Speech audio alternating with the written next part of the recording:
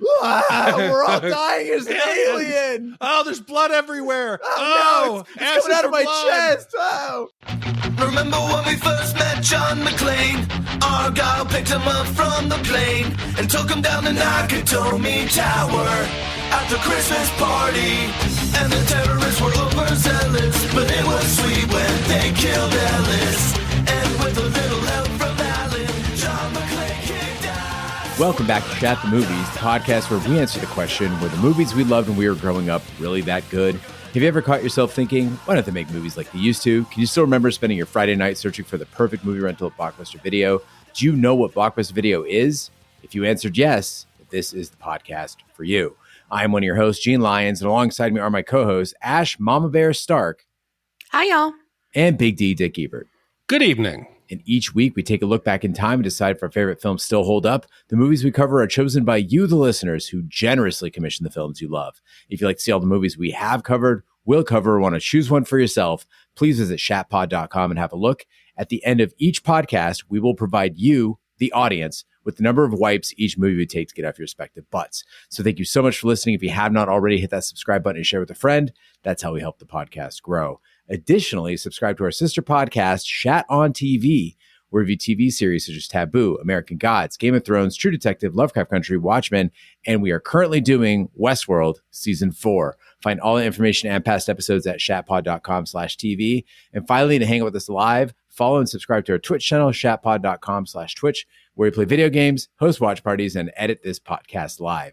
All that being said, Big D, what movie are we reviewing tonight? Gene, for tonight's recording, I would like to start off by saying, Alles gut zum Geburtstag, Robert. I think that's how you say happy birthday. It's probably way off. Google tried to help me. But this podcast is a birthday review for one of our wonderful listeners in Germany. Robert, he has just celebrated his 39th birthday, and he thought, what would be a better way to celebrate than with the 1997 science fiction horror classic, Event Horizon. When he wrote in and said, "Cheers, Shat Crew. Love the podcast ever since I picked it up right around Westworld Season 1, Episode 2, and finally wanted to commission a movie of my own. The 5th of July is 2 days after my 39th, and Event Horizon is actually the best birthday present to look forward to. Regarding thoughts and memories, I was 16 years old when I somehow got my hands on the VHS for Event Horizon in 1999, 2 years after its release. I live in Germany, and I can't remember it coming to theaters, and even if it did, I would have missed it due to its age restriction. I wanted a German blockbuster equivalent, and I picked it because it featured Sam Neill, who I remembered from Jurassic Park, and Laurence Fishburne, who I was introduced to through The Matrix. A sci-fi with those two actors seems like a fun idea to me. At that time, I had just moved into my own one-room apartment on the ground floor of a bigger apartment house when my dad moved into the same house with his new girlfriend and her 2 daughters on the 4th floor. In their flat, there was no room for me, but luckily my dad's new girlfriend was also a real estate agent and could break a sweet deal for my room, which granted me my own little teen cave.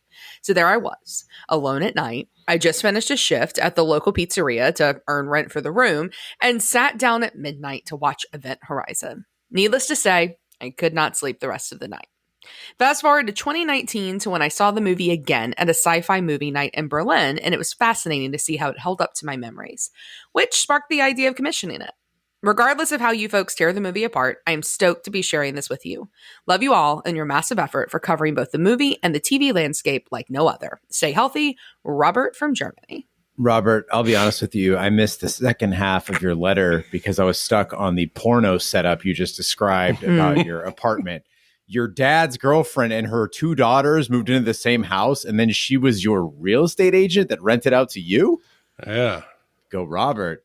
But Robert, I am a bit jealous of hearing that you got to see this movie again in theaters. I never got to see it in a theater. And while we were watching it this time around, all I could think was this belongs on a big screen with lots of people around me, because the atmosphere of this movie is definitely made for a cinema experience.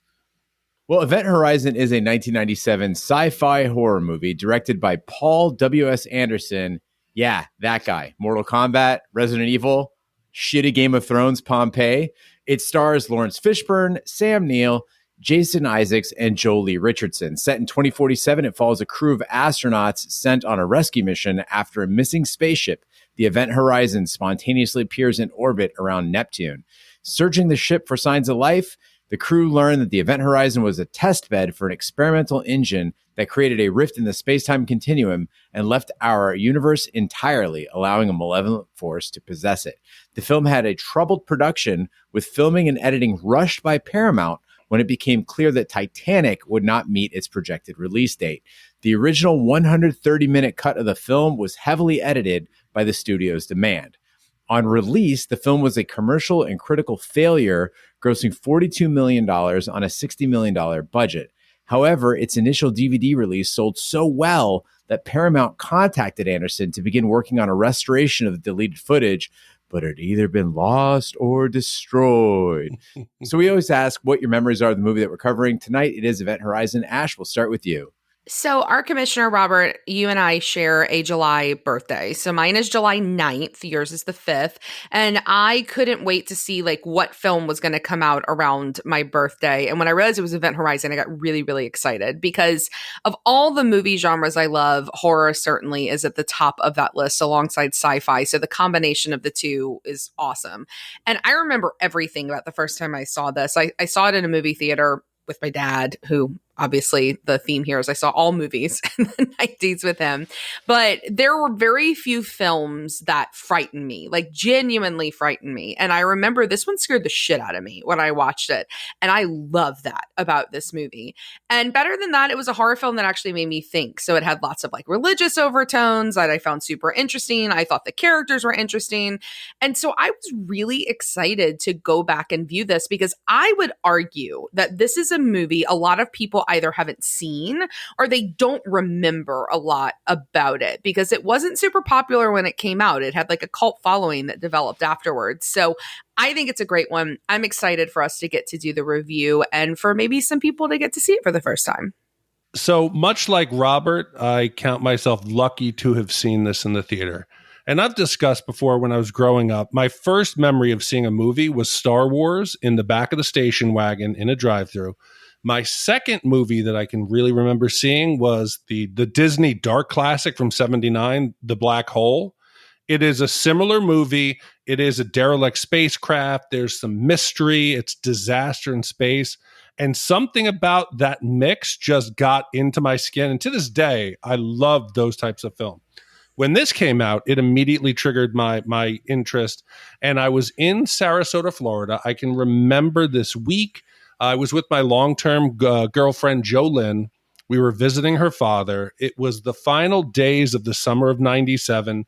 You're about to go back to school. The weather is going to change. It was a week or so after my 24th birthday. And it was the final dying days of a relationship. But I remember watching this film, and it stuck with me to this day. I think you got to stop taking girlfriends to movies. I feel like every movie we cover, it was the last movie we saw together before everything fell apart. Well, that was Last of the Mohegans. That's true. That's and what? Oh, if I have a better story, if we ever do The Firm. Of course you do. That's a dirty story. Yes, it was a very dirty story. We did that movie and then Free Willy, and that's a good memory. The breakup ones are very different. All right, commission The Firm and Free Willy. We got to hear these stories. Jesus. Well, before there was Westworld and before there was Lost, there was Event Horizon in my world. It was a horror movie for sort of smart people who thought they were really smart for piecing together all the symbolism and themes that were hidden in plain sight. We talked during So I Married an Axe Murderer about how cool we all thought we were in the 90s. I thought it was really cool when I saw this movie. I was slightly obsessed. I thought I was the only one who really understood it. I thought it was so sleek, so intelligent, so dark, and so mind-blowing that I've got to say on this rewatch, I had very, very high expectations. So let's get to Event Horizon and hit the trailer.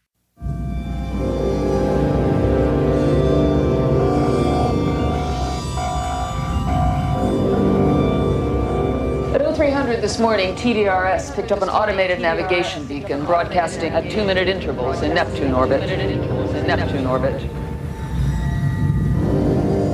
This is incredible. It's the Event Horizon. She's come back. The Event Horizon is the culmination of a secret government project to create a spacecraft capable of faster-than-light flight. The ship doesn't really go faster than light. What it does is it creates a dimensional gateway that allows it to jump instantaneously from one point of the universe to another light years away. Where's she been for the last 7 years, Doctor? That's what we're here to find out. After 7 years in deep space, There were 18 people on board this ship when it disappeared. I want them all accounted for. Opening outer door. it came back, abandoned. Any crew? Negative. This place is a tomb. But it didn't come back alone. Captain Miller! I've got some problems here! This ship has been beyond the boundaries of our universe. Who knows where it's been and what it's brought back with it. Did you hear that? What is it? The ship is reacting to us and the reactions are getting stronger. What are you telling me, that this ship is alive? I have such wonderful things to show you. Oh my God! It knows my secrets. It knows my fears.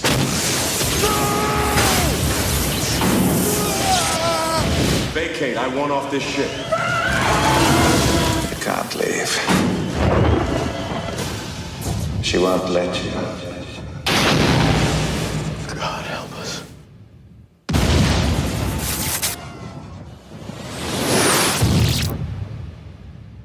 In 2047, a distress signal is received from the Event Horizon, a starship that disappeared during its maiden voyage 7 years earlier. The rescue vessel Lewis and Clark is dispatched with its crew, Captain Miller, second in command Lieutenant Stark, pilot Smith, medical technician Peters, engineer Ensign Justin, Dr. DJ, and rescue technician Cooper. They are joined by Dr. William Weir, the Event Horizon's designer, who briefs them on the ship's experimental gravity drive with a simple visualization of how it folds space-time. The distress signal seems to consist of a series of screams and howls, but DJ believes he can discern the Latin phrase liberate me, or save me. So besides going back and reviewing these movies to see if they hold up, I always find it funny to go back and to see what were we thinking about when these movies come out. And we're watching this, the movie starts, and it is supposed to be 2047, and they're giving us a history of what's happened, and they say, 2015, first human permanent colony is established on the moon. 2032, commercial mining begins in Mars. We're doing pretty well. 2040, deep space research vessel is launched to test the boundaries of the solar system. These are awfully ambitious goals. I mean, I used to look forward to Back to the Future when they said we'd have flying cars by now. In 97, was this a bit of a stretch? I think this was just an easy mistake that everybody made because we were products of the industrial age, right? Like we just imagined when we thought the future that we would just build things that were faster and bigger and shinier and more impressive. And instead we ended up building things that were just smaller. Yeah. And it's really evident in warfare, Big D. I went to a speech of why the US will lose the next world war. Part of that reason is that big ass things project might, but they're not taken seriously in a military environment. They're far less effective than drones and nanobots and cyber attacks. And when you start to really wheel down to it, our chances of leaving the planet anytime soon, not too great. Well, it's like I always think back to Contact with Jodie Foster. When they say to her, if you could ask the aliens one question, what would you ask? She says, how did you survive your own technology? How did you not destroy yourself? So, Gene, I agree. I think we have a dark path. I don't think we're going to be making it to the boundaries of space. I got my fingers crossed, but hey, I hope they prove me wrong. Yeah, they were a little ambitious on this. At least movies like Alien gave us to like 21, 22. I could kind of see that happening. Yeah. Well, I mean, I think the other problem, too, is what these movies do that, like, normal society doesn't do is that these movies imply that, like, general, like, regular people understand the interworkings of space in a way that, like, normal humans in the year 2022 don't. Like, I follow Neil deGrasse Tyson on Twitter, and somebody commented the other day on a picture he posted of one of Jupiter's moons, Europa, in front of Jupiter. And they said, hey, Neil, when do you think we'll do manned missions to Jupiter?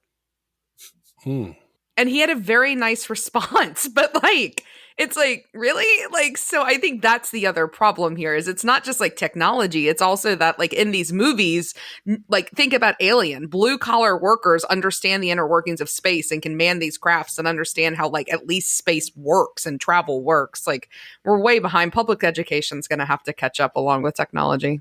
And speaking of Alien, we just watched Alien a few months ago, and holy shit, did Event Horizon take some cues from Alien on everything. The ship design, the uniforms, using makeshift weapons, the crew composition, using decompression as a weapon against the big bad, ship self-destruction, astronauts taking unnecessary risks. This felt beat for beat like a remake of Alien with a slightly different twist. I don't disagree with you at all, but I think that we have to be a bit kind to movies that come after really important films, because a movie like Alien, like it completely changed an entire genre. Like it was something completely new. It's kind of like The Godfather. Like The Godfather came in and created a whole different genre of movie.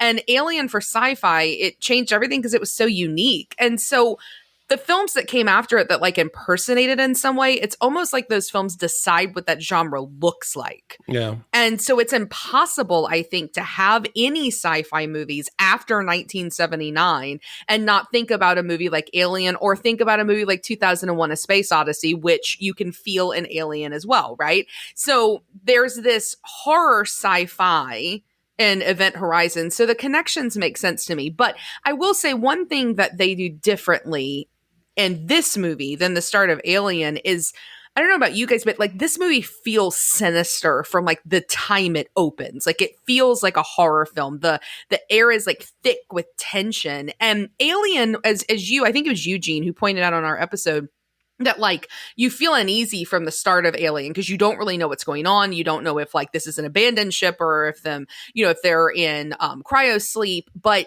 there it's unease and it's like claustrophobic. This movie feels evil from the beginning. And I think that that's what sets it apart a little bit. But there is clearly a connection, but this feels more horror than it does sci-fi. Oh, without doubt. And that's intentional. When they pitched this to the studio, they said it is, think The Shining in space. And they really do capture that. Do you know that opening shot where we see the space station, it's floating, and the Earth, you know, obviously we've destroyed the environment. It's brown and humans are about to be extinct. Do you know that 45-second shot of the space station? They spent 1/3 of their FX budget on that 45-second shot. I didn't even notice Earth because I was getting so dizzy and motion sick that I had to look away from the screen. But Ash, I understand when a movie is paying homage to another movie. I understand when it's taking cues from another movie. Let's just go over the crew here. The magnanimous Captain, Miller. That was Dallas in Alien. Stark, the woman who survives because she's a little more cautious than the rest, a little more clever. That's Ripley. The black guy who's just kind of handy all over the place. Cooper, he's Parker in Alien. The cynical guy who's just there for the paycheck. Denny, Brett in Alien. And then you get down into like the chick who's just going to die in Alien. That's Lambert. Over here on Event Horizon, it's Peters. You've got the one who's supposed to be telling them what to do on the mission, who's got their own agenda. That's Weir in Event Horizon. It's Ash in Alien. And then, of course, you got the dummy who takes the risk, Justin in Event Horizon. That's Kane in Alien. Everybody's in stasis in their undies. This is the same movie. But beyond all of that, I really want to know what the Space Federation was thinking in this situation. Like, I get that the Lewis and Clark is a rescue ship, and they probably wouldn't normally carry weapons, but the distress signal that's coming from the Event Horizon gives you some pretty key clues that all is not well on board. For one, the voice speaking is clearly Latin, and I can't believe the only person who caught that happened to be a guy that was on the Lewis and Clark. Not even a linguist, just a dude. Second, there is a terrifying roar and screaming in the recording. Why would you send an unarmed crew all the way to the Neptune to check it out when you got a pretty good hunch there's a creature attacking people? This would be like an Alien if they got a distress signal and it's like, we're all dying as an alien. Oh, there's blood everywhere. Oh no, it's coming out of my chest. Oh. Yeah, and I remember we were complaining about the scientists, about NASA and Stargate. How could the greatest minds struggle for years to find that final symbol? This one's a little less egregious, but I got to believe everything that we're seeing leads me to think there's something sinister. Somebody at NASA had to speak Latin. You would have thought, hey, let's break it down. Oh, they're screaming. Okay, there's only one answer, but they send this ship out almost as a sacrifice. It's intentional. I think they knew most likely they weren't coming back. They didn't want to send anybody skilled because they would destroy the ship. You send the one zealot, Weir, with the chance of getting it to come back. But I feel like this was planned from the beginning. Well, yeah. And I mean, this is where like the religious overtones of the movie begin, right? Because they are meant to be martyred in a way. They're meant to be martyred to go out and experience what it is that's like beyond the unknown, which of course is hell, spoiler alert. But the other piece too is like if you read the director Paul W.S. Anderson, like they were talking about the use of Latin, like it was specifically a reference to like medieval religions, and they were like, you know, would anybody even still speak Latin at this point in time? And it's random that they do, and that's why he mistranslates it, because nobody really does it anymore, but it was linking it back to like the Christian faith. And so I mean, I think all that's intentional, because the idea is that maybe they don't speak Latin anymore. Not that anybody speaks it, but you know what I mean. So you're telling me that big glass window in the shape of a cross, that wasn't a design choice? That was a metaphor for something else? No way. It was so subtle. Oh. Everyone knows that the most structurally sound and visually effective shape for a window is a cross. You guys didn't know that? That's how you see the most. Ash, you mentioned the sinister overtones of the movie. I do appreciate early on, at least, that they gave us some like plausible doubt though about motives, right? Like Dr. Weir, yeah, he's kind of a weirdo. He shaves with a straight razor in 2047 and keeps way too many photos of his dead wife around. Yeah. But he is a believable scientist, right? He just might be a little eccentric. And I'm not exaggerating that when I say that his lesson on how the event horizon passes through another dimension to fold space-time and join any 2 points in the universe instantaneously has stuck with me for 25 years. Like, I'm not exaggerating. It's in my head. When that scene came up, I was like, oh yeah, he does the foldy thing. This might be the best space science explanation we've ever seen on Shat The Movies. I completely agree. I couldn't decide what I wanted to be when I grew up for a long time. And so I took a lot of astrophysics classes for fun because I thought maybe that's what I wanted to be when I was a grown up, because I've always been obsessed with space. And I can't tell you how often I would think about this example when my professors would be droning on about things. It's like, why can't he just fold a piece of paper and shove a pencil through it and then everybody would understand? Did you notice he had double copies of some of the photos? Mm-hmm. So I don't know if that was a production error or that he was really devoted to his wife, but I found myself wondering, like, okay, we're in space. It's expensive to get heavy objects up there. Do I really need like a large tub? Do I need tile? Do I need large, like you said, a straight razor? These are bad choices. So another bad choice here in astrophysics, an event horizon, it's defined as the area around a black hole where no light can escape. This is a well-known definition. So if you're going to pick a name for a top secret experimental technology, a ship that no one should know what it's doing, that might be a bad name to give the ship. That would be like Oppenheimer, giving a code name to the Manhattan Project, Operation Big Atomic Boomy Thing. That would be a really bad choice. Well, it's not like they called it like Hell Shuttle. No, I mean, you're just...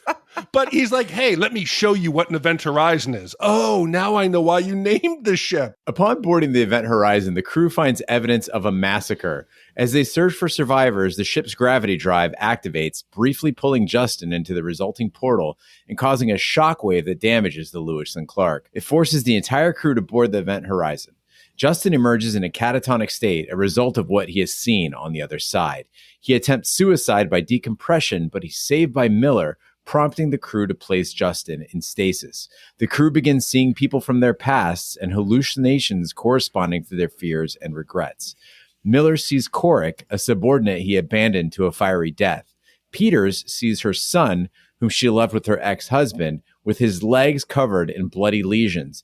And Weir sees an eyeless vision of his late wife who committed suicide, urging him to join her. So I'm going to be the first person to admit that there are a lot of effects in this movie that don't hold up in 2022. But one of the things that I think is still really effective is the set itself and the way that they've built this ship. Paul W.S. Anderson, he wanted to do a Gothic horror film. And so he wanted to base the ship on big, famous Gothic buildings. And so it was really interesting because they actually took the schematics of Notre Dame and they manipulated that with CGI to create what you get here, which, you get your cross window, the rocket thrusters are supposed to be the big towers. And I think that's kind of cool because what you wind up getting, much like that cathedral itself, you get these like very cavernous areas where the ship feels like almost too big. And I know that we're referring to Alien again, so I'm kind of like proving your point here that I'm making Alien references throughout. But I think the difference with Alien is that the Nostromo, it felt claustrophobic because of all the shit that was in it. Like the hallways felt tiny, like they didn't feel like they had a whole lot of space. And now granted, that's probably what a real ship that was working would look like. But the Event Horizon, it's much different. It feels Gothic in that way. And when the lightning flashes and that blood and weird like frozen material and tissue and shit is all on that wall on the bridge, it still is so affecting. It's still so scary. And what it winds up feeling like is a big giant haunted house in space. And I think that's unique. And another thing that separates it from a film like Alien is that huge, big, like epic scale that the ship is built in. But sometimes I don't understand why people can't leave well enough alone. It looks creepy. The simple things work. The architecture works. Why did we need this floating CGI nightmare of objects? It looked bad even in 97. You got like space debris and cans and every kind of liquid. Why? Paramount.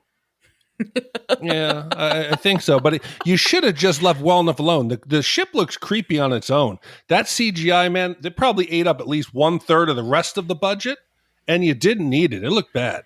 That scene where Jack Noseworthy is like just scooting some off of the screen. It's so, so terrible. Bad. It didn't need it. And the whole time I'm wondering, where the fuck is OSHA?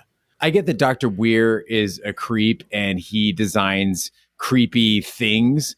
But even if you get past the fact that the ship and its windows are shaped like a crucifix or like Notre Dame, you got to deal with the fact that it's just not safe.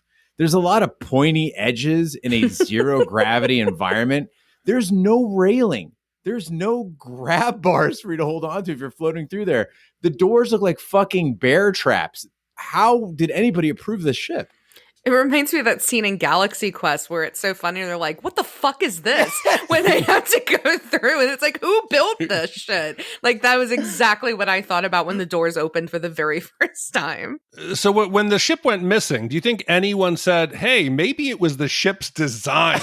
Maybe somebody. I'm expecting, like, when you look at the viewfinder, there were razors set up on the edge just for no reason.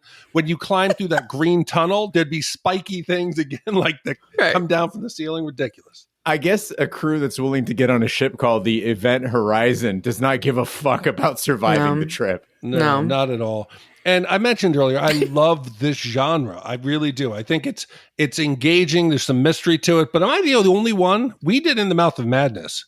This is a very In the Mouth of Madness vibe. And I don't know if it's just because Sam Neill, the performance in both is kind of the same. I think this one's slightly better. But if you want to go out there and you have not seen this, there's a couple other movies I would recommend that are more effective, more or less. I mean, there's Pandorum from 2009. It's where two crew members wake up in an abandoned ship and they have to figure out what happened. We did a movie a couple weeks ago that I had read the book Needful Things. One of the other, like probably 2 or 3 books I read was Sphere by Michael Crichton. They did a movie of it in 98. The movie's pretty bad, but the concept I think is great, where a spacecraft, they think it's at least 300 years old. They find it at the bottom of the ocean and they go in and inspect and try to find out the mystery of it. And there's some kind of like a magical power involved. Those two are good, but the concept I think is so great. A derelict spacecraft and finding out the mystery of what happened to it, the ghost ship. I think still intrigues me to this day. And I want to find somebody do it really well. And don't forget Predator 2. But the sad part here is both Sphere and Pandorum. If you would have said that they're better than Event Horizon, I would tell you get fucked a week ago, right? Now that I've seen Event Horizon, I got to say that in ways they were both smarter and more action-packed than Event Horizon, particularly Pandorum, which is like pulse pounding, right? Event Horizon almost immediately abandons science and the suspense disappears too, and it just becomes a bunch of jump scares and gore. Well, I mean, it is a movie about opening up a portal to hell, so I don't know how scientific that is. But I have to just say something about Sphere. Sphere was a horrible movie. That jellyfish scene alone is the reason to not watch Sphere, when they're like, they're harmless, and then they all just like randomly swim out and they're burned. Ugh, that movie's Dustin Hoffman's worst work. And Sharon Stone is a scientist. Oh my God, Sharon Stone is in it. And who's the third one? Is it Samuel L. Jackson? Yeah, Samuel L. Jackson. Yeah, that movie's terrible. No one watch it. Read the book. The book's good. You have to admit the concept's good. Like the thing that those two movies have in common that this one doesn't is there's a reveal at the end that you go, okay, now it makes a little sense. Yeah, I like that you describe it as they have magical powers. I mean, it's not really selling it, friend. Join us next week on Shat on Concepts. Well, as a leader in the corporate world, I've made it my life's goal to spot mission creep and just rail against it. In a lot of ways to get me in trouble with HR. Captain Miller, he really fucked this one up. Talk about letting the mission get a little too far. You are a rescue ship. Your job was to show up, search for people to rescue, and then get the fuck home. The second you have one of your crew enter a fucking portal to another dimension that blows a hole in the side of your ship, you got to get everyone on board working on either repairing that hole or sitting tight in a controlled area of the Event Horizon. When they give the estimate of how long it's going to take to repair the ship, I'm like, could all of you, there's times when nobody's working on that hole. Everybody fix the hole, go home. I think the other problem, though, is he just doesn't know his crew. Like, he's got some big old red flags here, right? I complained a lot in Alien about the whiny lady that was just like, I just don't want to die. And then she died and everyone applauded, right? Well, here with Peters, you got some weird mommy issues going on. Like the whole baby bear, mama bear thing. It felt weird in 2022.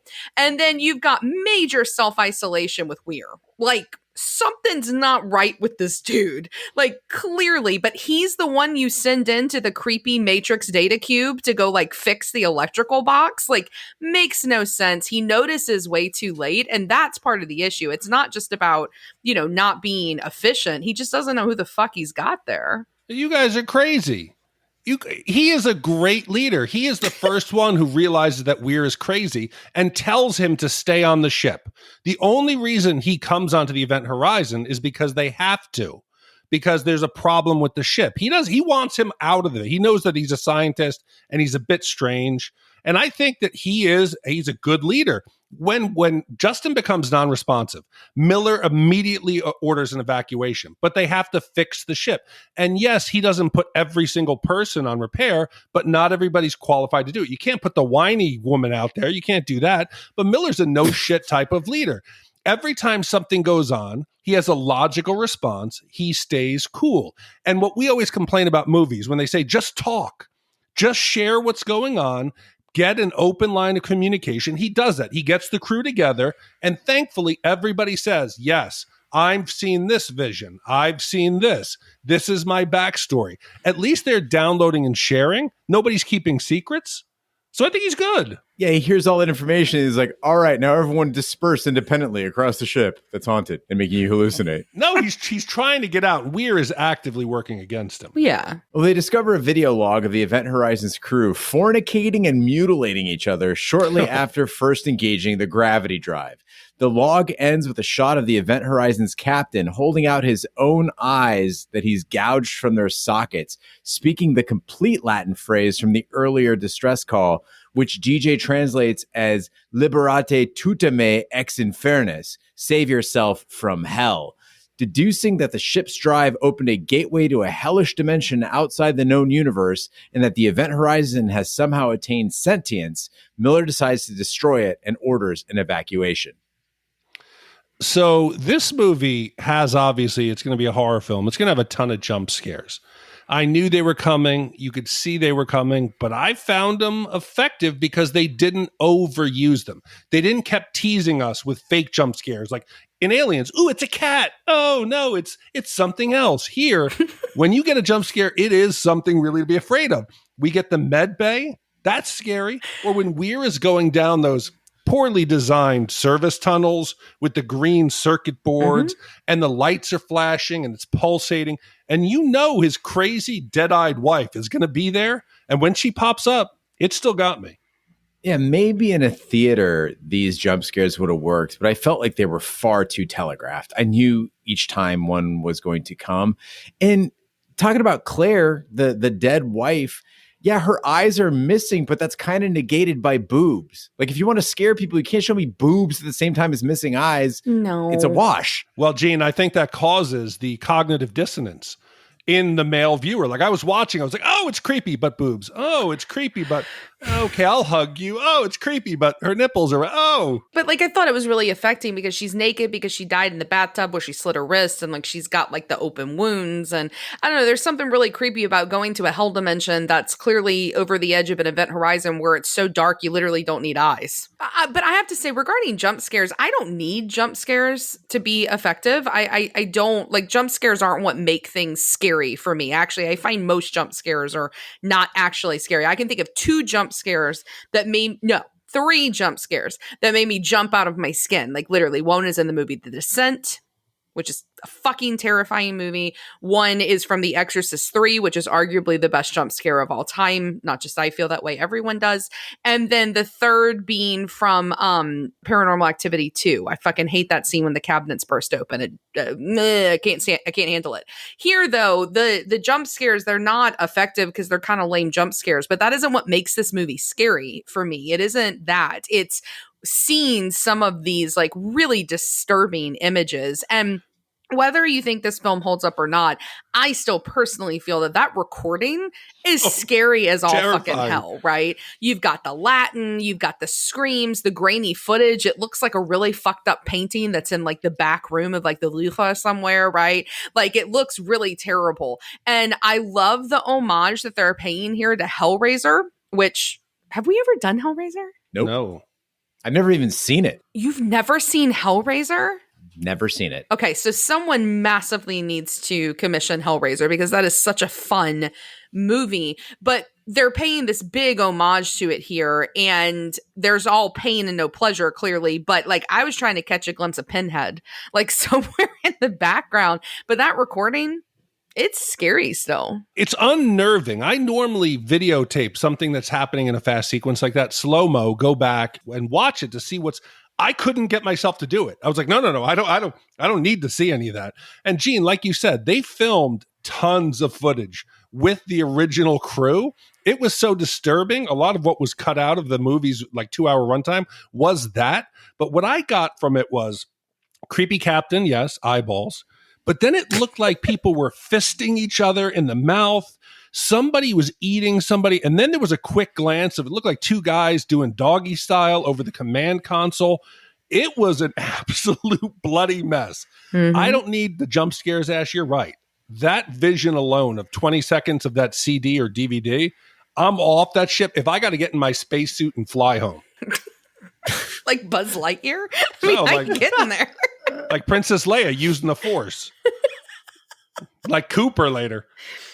Peters is lured to her death by a hallucination of her son, and Weir, who has gouged out his own eyes and is possessed by the evil presence, uses an explosive device to destroy the Lewis and Clark, killing Smith and blasting Cooper off into space.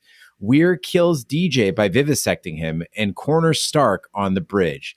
Miller confronts Weir, who overpowers him and initiates a 10-minute countdown, at the end of which the event horizon will return to the Hell dimension.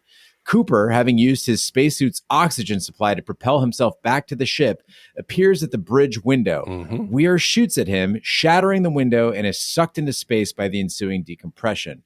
With their own ship destroyed, Miller, Stark, and Cooper plan to split the event horizon in two and use its forward section as a lifeboat. So we've already discussed most of the movies that we see parallels to and similar constructs and similar events and things that happen. So we get one of the biggest tropes in most science fiction movies. We get the self-destruct system. But most of the time, it's like overly complicated. You know, you want to disarm it or arm it. They make it difficult to do because you really want to blow up the ship. Okay, you need normally two people. You turn that key, you turn that key. You know, we need some kind of proof that you're the captain or in leadership, some badge or something. And normally we get a female voice that says like initiating countdown, which builds tension. But when this scene comes up, when we find the explosive, Smith discovers, you know, what Weir has planted, I couldn't help immediately notice 5 seconds on the clock, and I'm shocked that down at the bottom, it's not an overly complicated system. There are 6 buttons, 2 of which say disarm, deactivated. I'm screaming, hit the button, hit the button. That's assuming that the UI UX person working at Explodocorp designed an interface that actually made sense. I'm a guy who's used software like Redpoint Interaction Studio and Windows Vista. I can tell you that the disarm menu probably had like several additional prompts, and eventually have to get on the phone with IT. Like, have you upgraded recently? But why would Denny even be able to control these explosive devices? They were on the event horizon, of which he was not a crew member. Right, but this isn't set up like you're thinking this is going to be a combat situation. It's going to be thought, hey, everybody's on board. There's a problem. We got to blow the ship. We're going to go for life support. This isn't something you're going to like take to an alien world and use it to sabotage. Your UX would not include anything to lock people out, that I think. I'm sorry. It's a spacecraft. You think there's no authorization process to explode something on board? Right, but I think the disarm would be like a big red button, like, hey, do not explode. I don't think Clippy is going to come out on the bottom of the UX and be like, hey, guys, do you really want to blow up the spaceship? I'm thinking disarm would actually disarm it. But wait, remember though, you're not blowing up the spaceship. That's what's different here is it's not blowing up the spaceship. It's blowing up that bridge, like connecting the two pieces. It's getting the black hole sucky thing away from the lifeboat thing. Okay, I take it back. Gene, if the rest of the ship's design has taught us anything, there was a 10-step like sub-menu after that. Yeah. I mean, or you hit it and then spiky things would come out and you'd have to put your hand through a gauntlet of razors in order to hit the screen. The screen just says, Jesus wept. Yeah. It's the only Hellraiser reference I know. Well, I think that one of the big things in Event Horizon, I think, is watching somebody descend into madness. And clearly Sam Neill's character, Dr. Weir, he's the one who does that. And I'm so excited, Big D, that you mentioned earlier that this was pitched as like The Shining in space, because you have such a connection here of like a really iconic moment of finding out that somebody's like completed their descent into just like total insanity. And I know neither one of you are like really big fans of The Shining, which is insane, but you have to admit that like it's a great final image of Jack Torrance sitting there frozen in the maze, and he's looking out, you know, into nothing with that like smirk on his face. It's a beautifully shot scene. It gives me chills when I think about it. And another one that I think is equitable to that they're making here is with Sam Neill's character. You get the big reveal in this part of the film where like he spins around all dramatically in that captain's chair, and we realize he's torn his own eyes out. He's totally gone down the rabbit hole. Like he's going to hell. He's committed. And there's this kind of just terror about what that means for the people who are left. Because here's the deal. Going into a hell dimension, that would suck. Like, I don't know anybody. I mean, we learned from Buffy, hell dimensions, no bueno, right? But I think that like knowing that in the world you're currently in, that your fellow man is just like fucking lost it and you're stuck with them on this giant creepy ass spaceship is a lot scarier at that time. Am I the only one who wanted to know the story of how Weir got to the bridge and Stark got knocked out? I felt like I missed a part of the movie. I'm like, wait, what the fuck just happened here? And then Weir like sneak stole Miller's rivet gun from right next to him. Yeah. And then why he then, after stealing it, climbed back into the chair and turned around to then dramatically rotate around again and make a speech. Ash, I agree with you that iconically, in an isolated moment, it's a cool scene, but none of it makes sense leading up to that. Also, I want to address finally, Ash, your slanderous statement about us not liking The Shining. I loved it. I gave it a 0 wipe. Oh, Oh, so it's just Gene. I went 1.5. That's still good. Yeah, Roger gave it a 0, and Gene's the one who did 1.5. Okay, well, I apologize to both of you for holding this angst. I felt like it was like a Blade Runner shining like double hit to like all great movies out there. So I apologize. But I want to ask, so we see Weir having these visions before he's even left the space station with the large walk-in, bathroom with tile, that he's seeing his wife. Is there a chance that he was crazy? Is there something like he intentionally designed the spacecraft to jump to another dimension, not just go through space? I think, obviously there's a theme running through the movie about like people having to like atone for their sins, which is why certain people live and certain people die in this movie. And so you've got mommy complex, she dies, and you've got the doctor who has like a shady past and he dies, and then Miller because he left the guy behind and then he dies, and and then him like Weir, I think he's got all this guilt about his wife, and instead of him like dying and sacrificing himself, he goes fucking nuts and goes the other way and goes to hell. But no, I don't think he created the Event Horizon to go to hell to get his wife. This isn't what the fuck was that? A Robin Williams movie where he lives in the painting in the afterlife. What Dreams May Come? Yeah, this isn't that movie where he goes to save his suicidal wife and then they get reincarnated and leave their children. Somewhere out there, Hot Sauce Steve just got a boner and is about to commission a movie.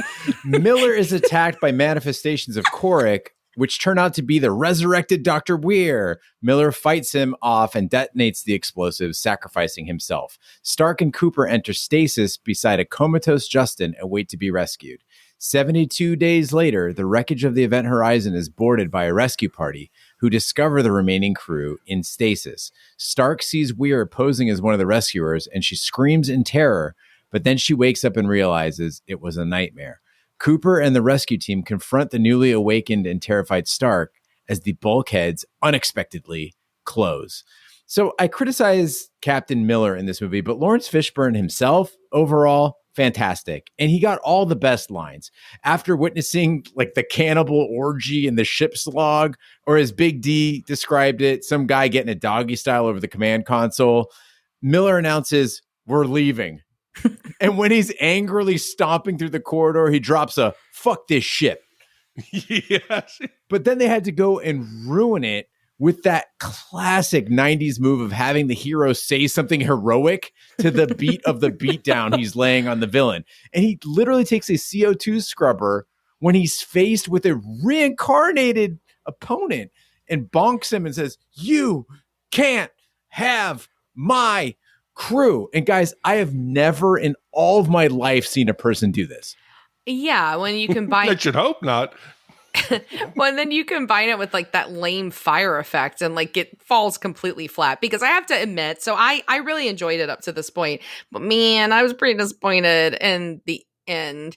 You've of course got to ruin it with a resurrected Dr. Weir whose makeup is fucking awful. And like, why did he get his eyes back? It made no sense. Why is he resurrected with eyes? None of the rest of them have eyes. And the movie at this point just stops being scary. I think that this movie, up until this point, does what a lot of great horror does, which is the less you see, the more frightening it is. So you get like this little snippet of all the blood, and then you get this little snippet of this grainy video of the fisting / doggy style shit, right? And you pick your moments to show the gore. You pick your moments to show us what to be afraid of. But if you give too much, it just all becomes like really obvious and really boring. And I wonder if that's why it wasn't as commercially successful at first, because it doesn't stick the landing, just like a Stephen King film most of the time doesn't. What they really needed here was Dr. Weir to write a song called "Grow Old With You" and then come strumming his acoustic guitar down the corridor of the Event Horizon. Well, no, just toward the portal, and then he could like walk in and join his wife. And then he's revealed as Billy Idol. And Steve Buscemi. Like he takes off the mask and he's Billy Idol. Mm-hmm. So much like in The Mouth of Madness, making the very likable Sam Neill, who is a very likable guy, the bad guy, it was a great twist. I didn't see it coming at first. I thought he was going to be a troubled scientist who would have to confront his fears and make it out in the end. Having the captain be Laurence Fishburne and having him be the hero and then him die, that was a surprise as well. But if there were a Deadpool on this movie, the longest odds had to be Stark and Justin. Like, Justin's just an ensign, and he literally gets sucked in the hell dimension first. I thought, that guy's a fucking goner. Somehow he survives. And then Stark, she's barely in the movie, and she becomes a survivor as well. I guess we're rooting for her. Also, kudos to Event Horizon for not killing off the black actors first and actually making them the biggest heroes in the film. I did not know how this movie was going to end. I didn't know who was going to make it, and I appreciate at least that much. Yeah, but can we talk about Justin for a second? Like, talk about a plot hole and like a loose end. Like, is this dude going to be okay? Because like, he legit exploded. Oh, one of the people who comes in to rescue them says, "Oh, he won't be pretty, but I think he'll live." They actually said that. Yeah, anybody who watched The Expanse knows that as long as you just tuck and squeeze real hard, you're going to be okay out there in space. Oh, but this movie does another one. Oh, if we hit 30 Gs on the boosters, our skeletons will liquefy. What? What? Like, what? Don't tell that to Tom Cruise, because he hits Mach 10.1 and goes 10 Gs on that new fucking stupid Maverick movie. So. Wait, are you serious? Yeah. 10 Gs? He pulls 10 Gs coming out of Coffin Corner. Oh, yeah, that'll liquefy your skeleton and blow your eyes out of your head. Unless you're Tom Cruise avenging Goose. Oh, yeah. He won't be pretty, but he should make it. Scientology gives you all the power. All right, well, now is the time in the podcast where we give our wipe scores for Event Horizon. 0 wipes is a perfect movie. It is being blasted into a space by an explosion and using your air tanks to somehow navigate back to a ship and land directly on its hull without injuring yourself. And 5 wipes is an absolute disaster movie. It is being the most interesting and badass character in a movie, only to be vivisected faster than a commercial break. Ash, we'll start with you. What is your wipe score for Event Horizon? So I still really like this movie. I don't think there's a lot of films that combine horror and sci-fi well, that aren't like just about like an alien invading your body or like investing your mind. And for me, this was something different. I thought it was interesting. The acting in this, I mean, Gene, you mentioned Laurence Fishburne. I mean, Sam Neill is great. All of the supporting actors, except for Weird Mom, are great. Jason Isaacs is great in it. I really like the set. I think it's beautiful and well done. And I was still scared for a lot of it until you get to the craziness at the end. I thought it was better than average. It could have been even better if the ending wasn't shitty. But for me, even considering that, I'm going to give it a solid 1.75 wipes. All right, 1 3/4 wipes from Ash. This is one of the most painful scores I've ever had to issue, because a week ago, I would have sworn that this was a top 100 movies of all time film. It was that near and dear to my heart. But I have to be honest, it didn't look particularly good. And they didn't explore the true depths they could have explored. Like, you're talking hell dimension. You could have really gotten into a psychological thriller. You could have really gone deep into all this. And half the movie was Claire trying to show you she didn't have eyes. Now, I've read the screenplay, and that made me even more disappointed because it had so much potential that probably wound up on the cutting room floor. This is a better than average movie, but just barely. I'm coming in at 2 1/4 wipes. I'm torn here. I'm really torn. I don't ever like tying my score with Eugene because I feel like it's like, oh, Gene gave it this score. I'm gonna go also 2.25 wipes. It's better than average, but this could have been exceptional. This could have been special. But I felt like they were filming and didn't quite know how they were going to end it, and it didn't fit together. There's some weird humor at the end, like you mentioned about Cooper, when he's flying through space and he says some shit where he goes, "I'm going to blow my tank. Here I come, motherfuckers," as he's flying through space. I'm like, dude, there's hell on this ship. Literal hell. You're joking and you're Princess Leia using the Force and oh, here I come. That was pretty bad. But without the CGI and without the messy ending, it's beautiful to watch. And I appreciate the fact that it's quick. It's a shorter movie. So I'm going to go 2.25 wipes. In my head, again, this was a 1 wiper. But in there, I think, if they hadn't destroyed all that footage, you know, that the footage that they were searching for that's missing, they found it, but it's low quality, degraded, not even VHS quality. I think there could have been such a good movie. And I think this is prime for a remake.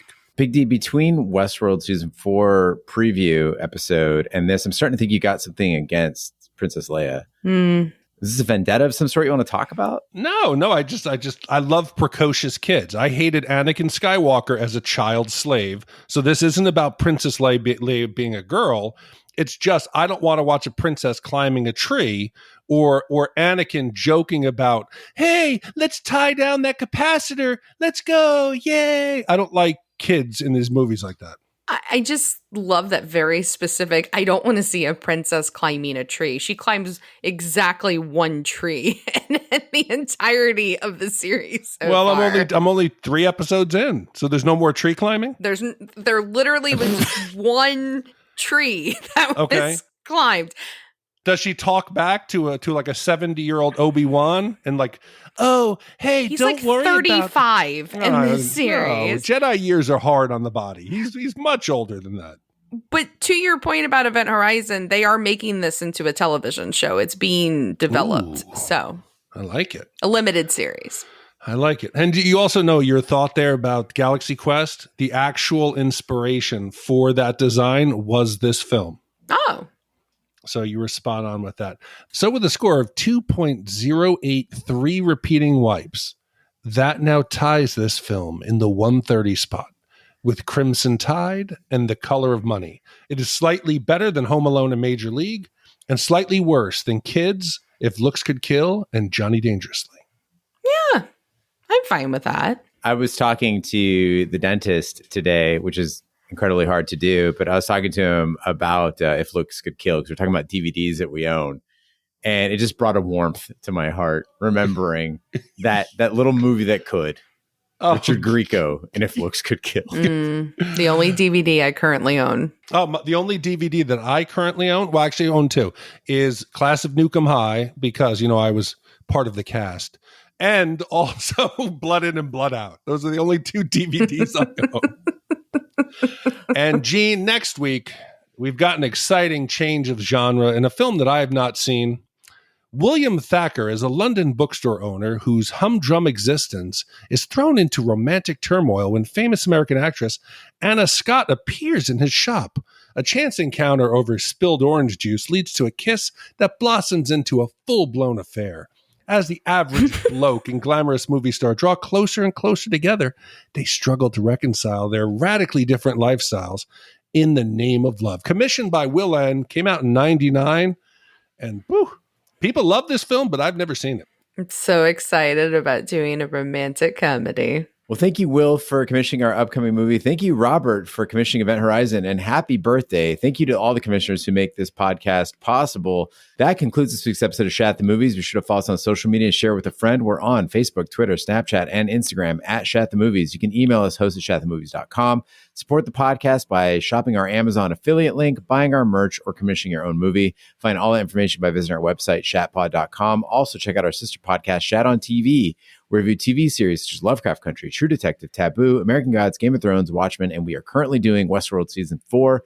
Find all that information on our website, shatpod.com/TV. Wherever fine podcasts can be found, including iTunes, Google Play, Stitcher, and YouTube, be sure to subscribe. And if you stop by iTunes, please leave a review. That helps the podcast grow. On behalf of my hosts, Ash and Big D, I'm Gene Lyons. Be sure to join us next week. A moment away from destiny. Thanks. Pleasure. I don't think you'll believe who was just in here. Was it someone famous? Hi. Hi.